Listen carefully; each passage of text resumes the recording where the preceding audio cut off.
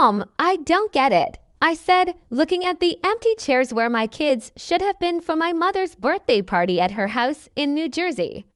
You specifically told me this was only for adults. My confusion turned to disbelief when my brother, Michael, walked in with his wife and their 3 kids. They were all dressed up, carrying perfectly wrapped presents. My mother's face lit up as she hurried to hug her grandchildren. Grammy, they shrieked happily, and my heart sank.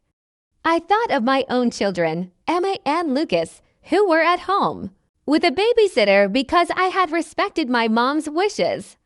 Oh, Carmela, my mother said, noticing my expression. Michael's kids are different. They're special. I'm sure you understand, but I didn't. Not at all. My children, Emma, 8, and Lucas, 6, were just as special and just as deserving of celebrating with their grandmother. As a single mom, I had spent the whole morning drying their tears and explaining why they couldn't go to Grammy's party, promising we'd do something fun another day. They're not different, I said quietly, my voice steady despite the emotions swirling inside. They're all your grandchildren, my brother smirked a little, adjusting his expensive tie. Come on, sis, you know your kids can be a handful. This way, everyone can enjoy themselves, a handful. Because Emma sometimes felt overwhelmed by loud crowds and Lucas preferred to move around instead of sitting still. To me, those were the same qualities that made them wonderfully unique. I stood up from the elegantly set dinner table, leaving my untouched appetizer behind. The family pictures on the walls seemed to mock me. They were carefully arranged, with Michael's family shown prominently while my kids were relegated to the edges of group photos. Where are you going? My mother asked, already distracted by Michael's youngest showing her a drawing. We haven't even had dinner. I grabbed my purse, a plan already forming in my mind. My kids deserved better, and I knew exactly how to give it to them. I'm going to spend the evening with my children, I said, my voice clear and confident. All of us should be where we're truly appreciated. As I walked out, I took out my phone and scrolled to a number I hadn't called in years. Sometimes, the universe provides exactly what you need exactly when you need it. The drive home through the calm New Jersey streets gave me time to think about all the times my kids had been subtly excluded over the years. It had started small. My mother forgetting to invite them to Sunday brunch or scheduling family events during their nap times when they were toddlers. She always found excuses why Michael's kids were easier to accommodate. I had made excuses for her behavior, always, trying to protect Emma and Lucas from the sting of rejection. But maybe I had been wrong. Maybe they needed to learn that when people don't value you, you create your own happiness somewhere else. As I pulled into our driveway, I looked at the contact I had found on my phone again, Antonio DeMarco, Culinary Institute. Tony and I had been in high school together, and he had become one of New Jersey's most celebrated young chefs. His restaurant, Yardino, was always busy, and my kids had been begging to go there after watching his cooking videos online. I dialed his number, hoping he would remember me. The phone rang twice before a familiar voice answered.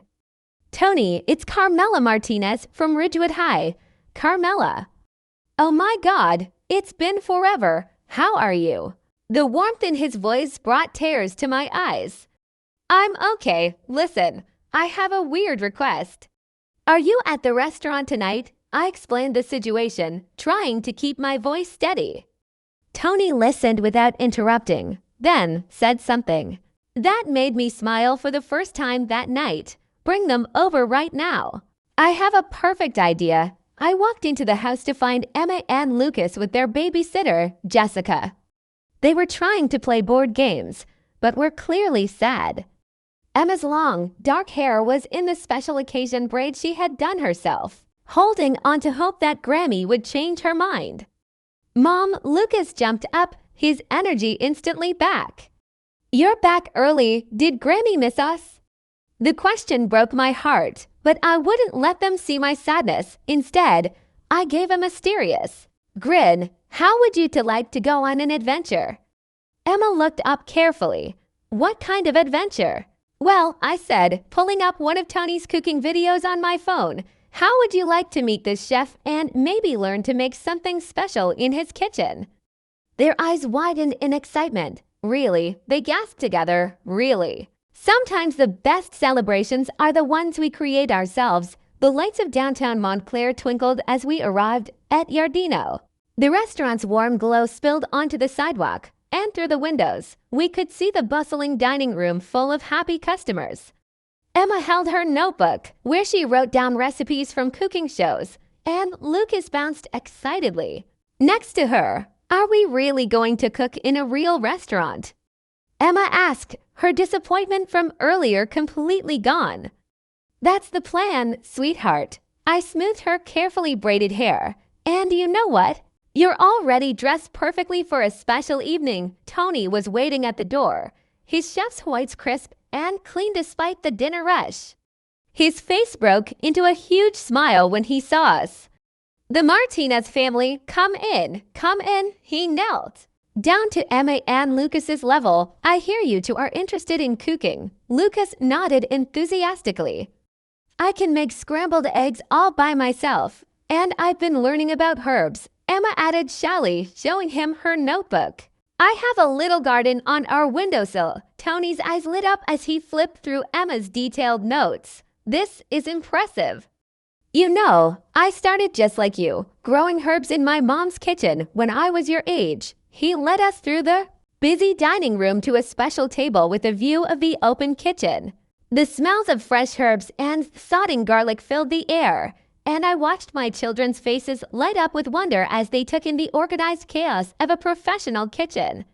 First, Tony announced, we'll have a proper dinner. Then, if you're interested, I thought we could create something special for dessert. He winked at the kids.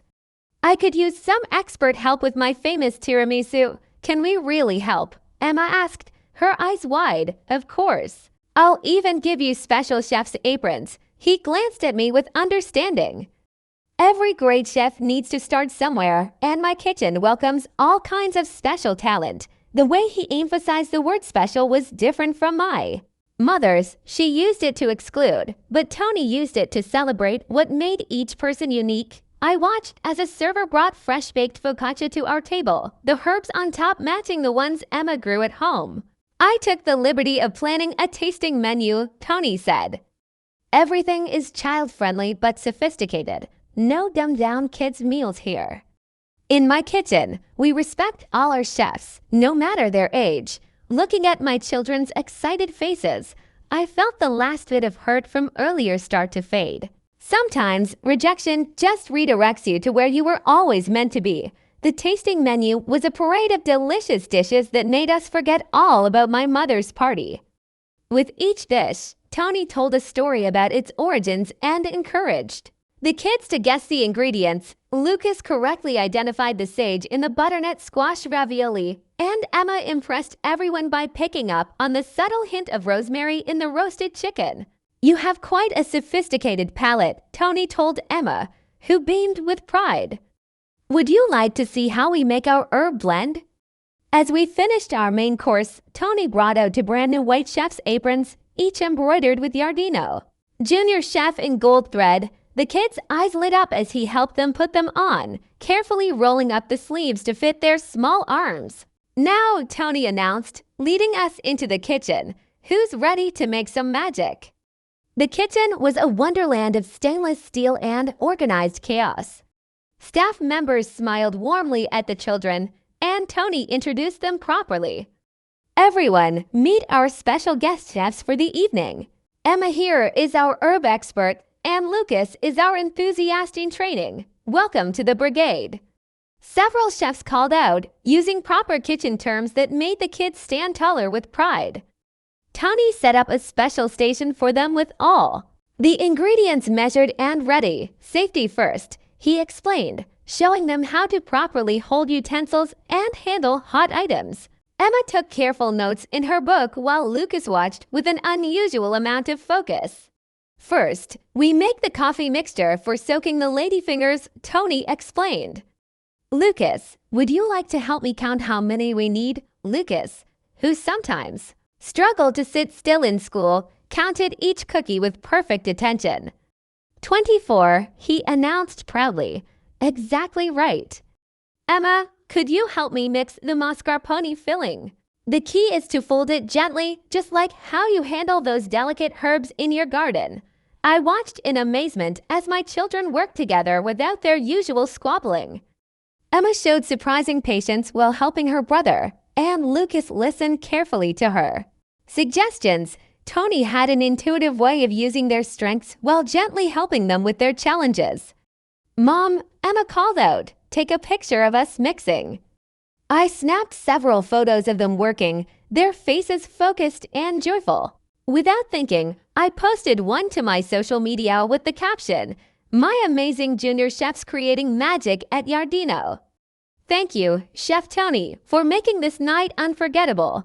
Almost immediately, likes and comments started pouring in. My phone buzzed with a text from my cousin Sophia, who was at my mother's party. Oh my God, is that Chef DeMarco? The kids look so happy. Things are pretty tense here. You definitely chose the better celebration. Mom, look. Lucas called out, carefully piping a mascarpone cream rosette just as Tony had shown him. I did it. Perfect technique, Tony praised. You know, I teach weekend cooking classes for kids, and we could really use that piping skill. I watched my children thrive under his kindness and acceptance, realizing that sometimes the family you need isn't always the family you're born into. As we assembled our tiramisu, the restaurant's social media manager, Maria, asked if she could take some photos for their Instagram. Emma and Lucas posed proudly with their creation, their Giardino Junior Chef aprons dusted with cocoa powder, their smiles radiant with accomplishment. Would it be okay if we shared these? Maria asked, showing me the photos. We're starting a new weekend cooking program for kids, and these pictures capture exactly what we're trying to create, joy in the kitchen. I glanced at Tony, who was showing Lucas how to make the perfect chocolate garnish. The program's something I've been wanting to do for a while, he explained, teaching kids who truly love food, regardless of their learning style or energy level. Everyone belongs in the kitchen. The warmth in his voice made me think of all the times my mother had excluded my children because they didn't fit her idea of proper behavior. Here, Lucas's enthusiasm was turned into creative energy, and Emma's quiet attention to detail was celebrated instead of being labeled as too serious. Of course, you can share the photos, I said to Maria, and tell me more about this cooking program. While the tiramisu chilled, Tony gave the kids a tour of the herb garden on the restaurant's rooftop terrace. The New Jersey skyline twinkled behind them as Emma excitedly identified different plants while Lucas carefully smelled each herb, declaring which dishes they would enhance. My phone kept buzzing with notifications. The photos were spreading through our community's social networks, drawing attention not just to Giardino's upcoming program, but to the bigger question of inclusion. Comments poured in from other parents of children who didn't quite fit the traditional mold. This is amazing. My son would love this. He can't sit still in regular classes, but comes alive in the kitchen. Finally, a program that celebrates different learning styles. Is there a waiting list? Even some of my mother's friends were commenting. Their subtle message is clear. Wonderful to see children being appreciated for their unique gifts. Some people could learn from this. Tony joined me as I read through the responses. You know, he said thoughtfully, I struggled in traditional settings as a kid. Cooking saved me. It gave me a place where my creativity and energy were assets, not problems.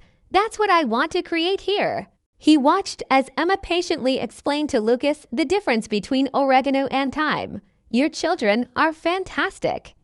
Emma has such a sophisticated understanding of flavors, and Lucas's enthusiasm is exactly what a kitchen needs. Would they be interested in being part of our first regular weekend class, not just as students?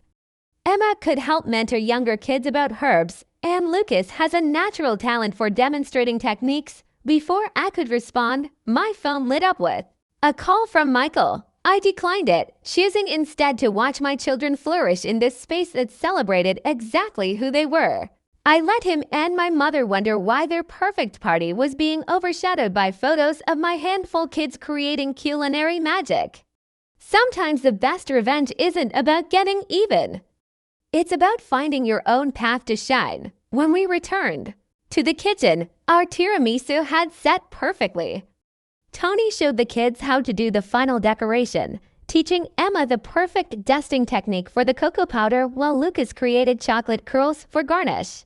The entire kitchen staff gathered to admire their work. "These look professional," Tony declared, taking more photos. "Would you mind if we added these to our dessert menu? We could call them Emma and Lucas's Junior Chef Tiramisu, with a portion of the proceeds going to fund scholarships for our weekend cooking program." The kids' eyes widened in disbelief. "Our name's on the real menu," Emma whispered. "Absolutely," Tony smiled. "Every great chef deserves credit for their creations." My phone buzzed again with more messages from family members at my mother's party. My Aunt Diana had written, "Just saw the photos. The kids look so happy and confident. Your mother is upset that everyone keeps talking about their cooking adventure instead of her party. Maybe this will teach her something about inclusion." Another message popped up from my cousin James. "Michael's kids are throwing tantrums because they want to be cooking at the fancy restaurant too. Karma is real. Ha ha ha." I put my phone away, choosing instead to focus on the moment. The kitchen staff had arranged a special tasting of the kids' tiramisu, complete with a mini judges panel that offered professional feedback. Lucas beamed as they praised his chocolate work, while Emma glowed when they commented on her perfect layering technique. "You know," Tony said quietly as we watched them, "I'm starting a charity foundation to make our cooking programs accessible to all kids. Would you and the children like to be on the advisory board? We need people who understand the importance of creating inclusive spaces." Before I could respond, Maria rushed over with her tablet. The photos have gone viral in the local foodie community. Several restaurants are asking about starting similar inclusive programs. And look at the comments. Finally, someone recognizing that all children have gifts. This is what real family support looks like. Can't wait to bring my two energetic sons to these classes. The best comment came from Mrs. Peterson, my mother's oldest friend. "These children are absolutely precious and talented. Some grandmothers don't know what they're missing." Tony gathered everyone for a final photo. Emma and Lucas in their junior chef aprons, proudly holding their creations, surrounded by the supportive kitchen staff. It was everything a family photo should be: genuine smiles, natural poses, and pure joy. "Mom," Emma said as Tony showed her how to properly wrap their tiramisu to take home, "can we do this every year instead of Grammy's party?"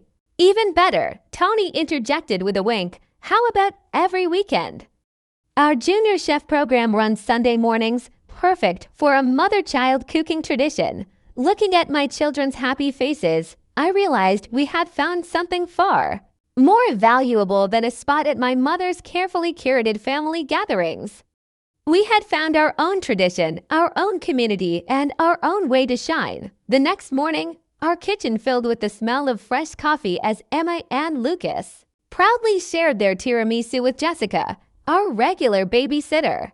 The joy of the previous evening still lingered, made even sweeter by the stream of supportive messages that continued to flood my social media. "Mrs. Martinez," Jessica said, savoring a bite, "this is amazing. I saw the photos last night. Everyone at my college is talking about Giardino's new kids program. They're saying it's going to change how restaurants think about children's cooking classes." My mother had left 3 voicemails and 5 text messages, all unopened. Instead, I focused on helping Emma plan her first herb workshop for the weekend program while Lucas practiced his piping techniques with whipped cream on morning waffles. "Mom," Emma said thoughtfully, arranging her herb guide handouts, "I was sad about missing Grammy's party, but I think we found something better. This feels like we're making our own special thing." Lucas nodded vigorously, a dot of whipped cream on his nose.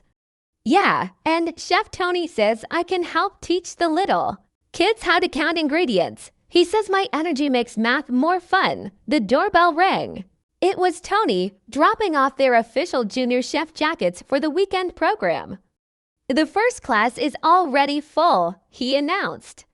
Turns out there are a lot of families looking for a place where their kids can just be themselves. As I watched my children try on their jackets, posing for yet another photo that would undoubtedly make its way through our community, I realized that sometimes life's sweetest moments come from creating your own celebrations rather than fighting for a place at someone else's table.